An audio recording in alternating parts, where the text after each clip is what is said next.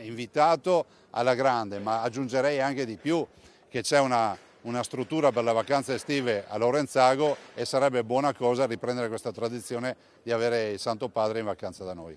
Tramontato il sogno di un Papa vicentino, il Veneto ora spera che il nuovo pontefice scelga la nostra regione per le vacanze, come prima fecero Giovanni Paolo II e Benedetto XVI, e su Lorenzago, un piccolo paese del Cadore, si accesero i riflettori del mondo. Era il 1987 quando Papa Wojtyla soggiornò per la prima volta a Lorenzago, trascorrendovi le vacanze estive, primo pontefice a scegliere una meta fuori da Castel Gandolfo, e vi tornò per 6 estati, l'ultima nel 1998.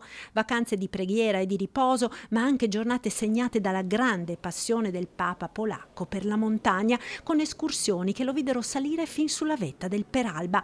In quella che venne chiamata Piccola Vaticano salì anche Papa Ratzinger, una volta sola nel 2007.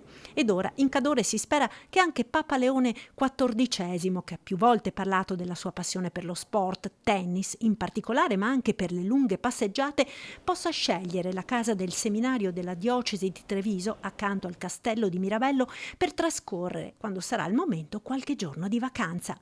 L'invito del presidente della regione è già partito. Certo, da quest'estate, perché noi non dobbiamo perdere tempo, quindi invitato ufficialmente. A Lorenzago non si vede l'ora di poter accogliere ancora un pontefice, qui dove tutto ricorda San Giovanni Paolo II, dal museo ai sentieri all'altare nel bosco, che nel 2014, guarda caso, fu inaugurato proprio dall'allora segretario di Stato Vaticano, Cardinale Parolin.